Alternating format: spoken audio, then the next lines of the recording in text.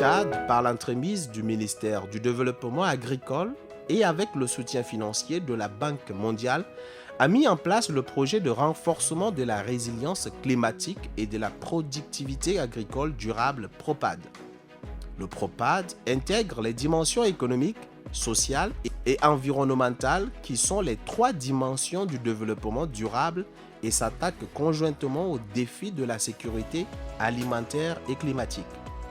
Le PROPAD vise à augmenter durablement les productivités et les revenus agricoles en agissant sur les deux piliers principaux, à savoir l'adoption des technologies améliorées, adaptées au système de production paysan dans la zone du projet, et l'adaptation et le renforcement de la résilience des communautés ciblées au changement climatique. Dans sa phase pilote qui couvre les provinces du Moyen-Chari, du Mandoul et du Salamat et qui doit durer 5 ans de 2018 à 2023, le projet devait bénéficier à 360 000 personnes, dont 40% de femmes et 50% de jeunes, y compris les jeunes hommes et les jeunes femmes de moins de 35 ans. Pour atteindre ces résultats, le PROPAD et ses partenaires mènent différentes activités, parmi lesquelles l'on peut noter l'introduction de nouvelles technologies de l'information et de la communication dans l'approvisionnement en intra-agricole, c'est-à-dire le système e-voucher, et dans le conseil aux producteurs, le système e-extension. En introduisant ces technologies, le PROPAD révolutionne l'agriculture.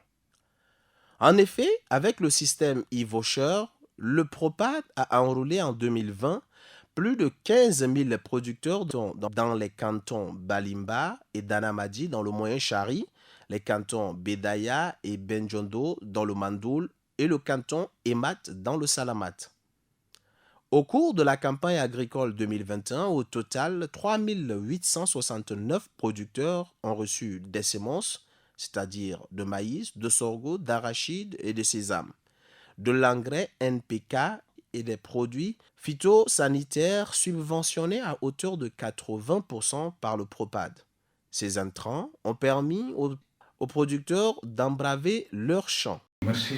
Donc, effectivement, le projet de renforcement de la résilience climatique et de la productivité agricole durable, donc connu sous l'acronyme de PROPAD, était lancé en début 2019.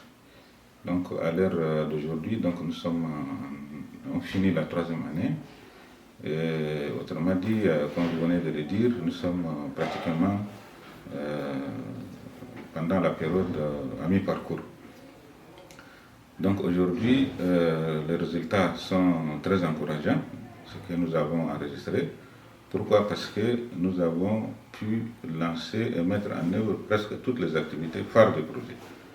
Parmi les activités phares du projet, donc nous avons le financement des sous-projets. On finance beaucoup de sous-projets, de micro-projets, dans le sens de l'intensification des cultures vivrières et des cultures de rente, les cultures vivrières telles que le maïs, les sorgho, etc., et les cultures de rente telles que le sésame.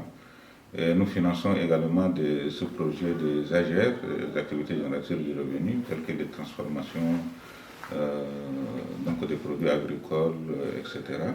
Et aussi nous finançons des micro-projets relatifs à l'agriculture intelligente face au climat. Donc pratiquement nous avons financé des centaines dans la zone d'intervention, à savoir dans le Moyen-Chari, le Mandoul et le Salamat. Ça, c'est une des activités phares. La deuxième activité phare, comme nous travaillons également dans le domaine des technologies et du numérique, nous avons lancé pour la première fois au Tchad des outils.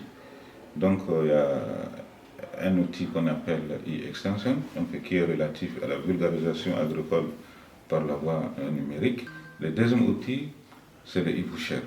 C'est un système également innovant et électronique pour la distribution des intrants agricoles, donc par la voie également électronique. Donc nous avons mené une grande opération d'enrôlement, c'est-à-dire de recensement des producteurs dans la zone d'intervention. Et comme pour la première fois, nous avons pris une zone pilote qui est 5 cantons. Donc 2 cantons au niveau du Mandoul, 2 cantons au niveau du Manchari, et 1 canton au niveau de Salamat. dans lesquels nous avons recensé presque 15 000 producteurs. Et cette année, nous avons lancé l'opération à l'endroit de presque 3 000 producteurs. Autrement dit, la distribution se fait comment? Parce qu'on envoie des messages.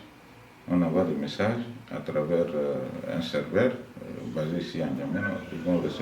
Les bénéficiaires vont recevoir un message qui est inscrit pour dire que voilà, vous avez bénéficié d'une subvention en intrant de Propa et pouvez vous rapprocher de tel fournisseur avec qui nous avons des contrats localement au niveau des cantons pour retirer les intrants qui est composé de telle quantité, par exemple, d'engrais, de telle quantité de pesticides et de quelques quantités de semences. Et sur le champ, même si le producteur ne pourrait pas décoder ou bien ne peut pas comprendre le message, donc il est assisté par des commissions de contrôle qui sont désignées